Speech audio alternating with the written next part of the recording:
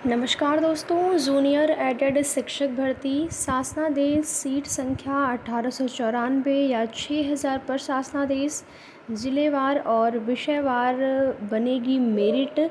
तो इस विषय पर भी चर्चा करेंगे। वीडियो में लास्ट तक बने रहें। जूनियर एडेड शिक्षक भर्ती संबंधित जो भी ज़रूरी और महत्वपूर्ण सूचना होगी, आप सभी को समय समय पर उसकी जानकारी इस चैनल के माध्यम से दी जाएगी। और इसी क्रम में जैसा कि आपकी भर्ती संबंधित एक महत्वपूर्ण मीटिंग जो कि 20 तारीख को सकुशल संपन्न हुई और आरक्षण का जो भी इशू था आपकी भर्ती में, आरक्षण संबंधित समस्याओं का निराकरण कर लिया गया है। अब प्रक्रिया आगे जो है वो आपकी बढ़ गई है। शासन स्तर से कहें या विभाग स्तर से, आयोग स्तर से कार्य जो हैं वो हो रहे हैं।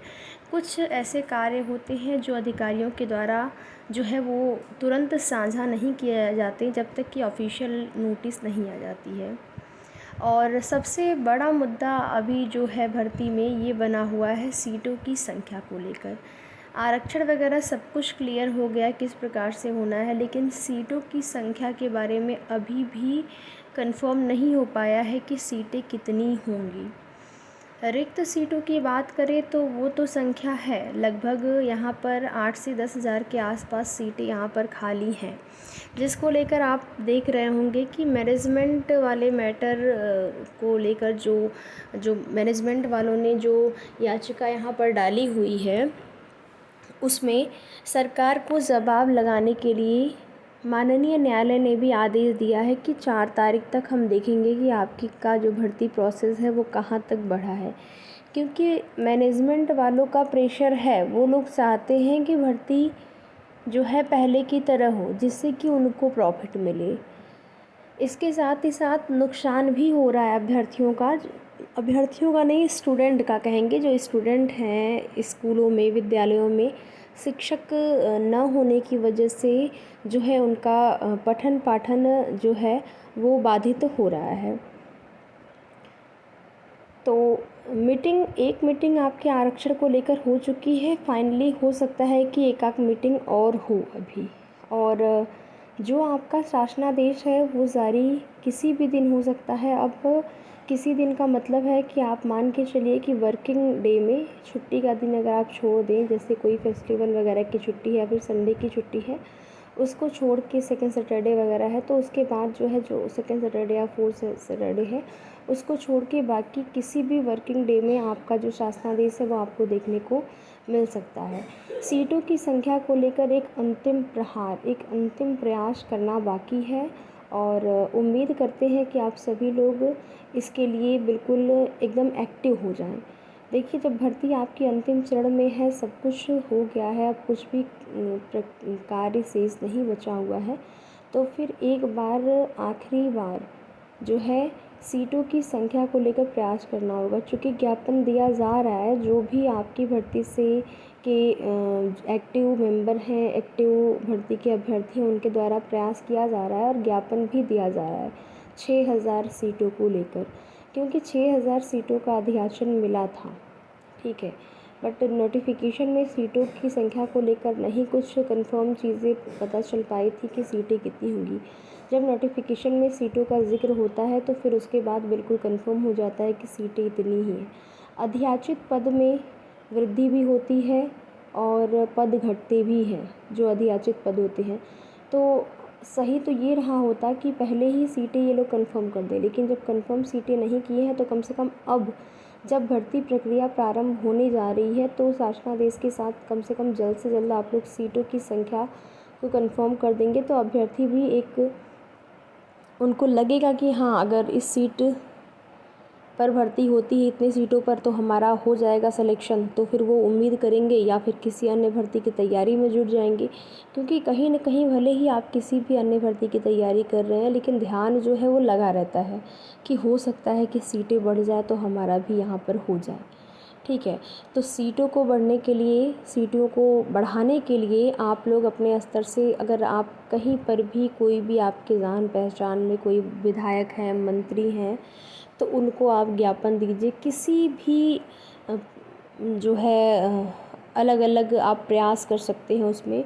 सबसे ज़्यादा अच्छा तो ये होगा कि आप जनता दरबार एक बार ज़रूर जाएं आप लोग मुख्यमंत्री जी को ज्ञापन देने, क्योंकि सीटों की संख्या को लेकर कहीं न कहीं अगर देखा जाए तो शासन की सहमति आखिरी होगी। शासन अगर सहमति देगा, जितनी सीटों को लेकर सरकार यहाँ पर राज़ी होंगे, सरकार जितनी सीटों को लेकर आदेश देंगे, उतने ही सीटों पर जो शासनादेश है वो आपका जारी होगा। अधिकारियों को क्या करना है, उनको भर्ती पूरी करनी है, लेकिन सीटों को लेकर जो भी कितने पद रिक्त हैं, कितने अधियाचित पद हैं, जो वर्तमान में पद खाली हैं, सरकार कितने पदों को भरना चाहती है, ये चीज़ें तो सरकार ही डिसाइड करेगी, क्योंकि आपका जो सैलरी वगैरह वो सरकार को देना है, तो ये चीज़ें सरकार ही डिसाइड करती है। तो एक बार आप लोगों को ज्ञापन देने वाला कार्य ज़रूर करना चाहिए। बाकी अलग अलग प्लेटफॉर्म के माध्यम, सोशल मीडिया प्लेटफॉर्म के माध्यम से भी आप कर सकते हैं प्रयास, ट्विटर वगैरह चला सकते हैं। तो सीटों की संख्या बहुत ज़्यादा ज़रूरी होगी ही गई है, और मेरिट तो आपकी विषयवार ही बनेगी और ज़िलेवार ही बनेगी। जिस प्रकार से आपका अलग अलग ज़िले में अलग अलग मेरिट जाती है। जो ज़िले ऐसे होते हैं जहाँ पर सुविधाएं ज़्यादा होती हैं, वहाँ की मेरिट थोड़ी हाई रहती है, जहाँ पर कम होता है वहाँ की मेरिट जो है थोड़ी कम जाती है। तो मेरिट आपकी ज़िलेवार और विषयवार ही बनेगी। बस सीटें यहाँ पर एक बार कन्फर्म हो जाए कि 1894 ही रहने वाली हैं या फिर 6000 हो जाएंगी। 6000 सीटें होने से क्या है कि देखिए, हज़ारों की संख्या में तो अभ्यर्थी यहाँ पर है जिनका कहीं अन्य जगह पे चयन हो गया। जो 5 अभ्यर्थी थे 90-97, कहीं न कहीं किसी न किसी अन्य भर्ती में, लेकिन फिर भी अभ्यर्थी यहाँ का पे ग्रेड पे ज़्यादा है, तो अभ्यर्थी उसको छोड़ के यहाँ पे आना चाहेंगे।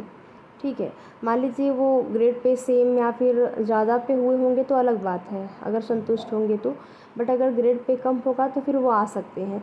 तो इससे बहुत ज़्यादा फ़र्क नहीं पड़ने वाला है कि कट ऑफ आपकी, अगर अभ्यर्थियों का कहीं अन्य जगह हो गया है तो कट ऑफ कम जाने वाली है। कट ऑफ आपकी उतनी ही रहेगी, बस सीटें यहाँ पर बढ़ जाएँ, सीटों का प्रभाव पड़ेगा। इसके साथ ही यहाँ पर न्यूज़पेपर के माध्यम से देख लेते हैं कुछ अन्य भर्तियों से संबंधित। चिकित्सा अधिकारी स्क्रीनिंग परीक्षा की उत्तर कुंजी जारी। उत्तर प्रदेश लोक सेवा आयोग ने होम्योपैथिक आवासीय चिकित्सा अधिकारी परीक्षा 2023 की उत्तर कुंजी शनिवार को जारी कर दी है। इसकी सूचना यहाँ पर दी गई है ऑफिशियल साइट पे। ये आंसर की चेक कर पाएंगे आप लोग। सितंबर का तीसरा हफ्ता बीता, 109 पदों पर भर्ती का इंतजार। यूपीपीएससी निर्धारित समय में शुरू नहीं कर सका भर्ती प्रक्रिया। 9 प्रकार के पदों पर भर्ती के लिए जारी होना था विज्ञापन, लेकिन नहीं हो पाया जारी। रेलवे में 80,000 पदों पर होगी भर्ती। वित्त मंत्रालय को पत्र लिखा। अधिकारी ने बताया 21 सितंबर 2016 को रेल बजट को आम बजट में विलय कर लिया गया। इसके बाद रेलवे में नए पदों के सृजन के लिए वित्त मंत्रालय से अनुमति लेनी होती है। रेलवे बोर्ड के चेयरमैन व सीईओ सतीश कुमार ने वित्त मंत्रालय को पत्र लिखा है।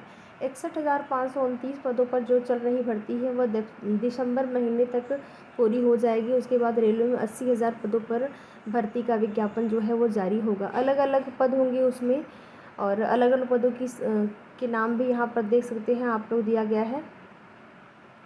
ठीक है, ये दिया गया है न्यूज़पेपर के माध्यम से। बाकी आगे की जो भी जैसी भी सूचनाएं होंगी इन भर्तियों से संबंधित, आप सभी को समय समय पर सूचित किया जाएगा। वीडियो में लास्ट तक बने रहने के लिए आप सभी का बहुत बहुत धन्यवाद।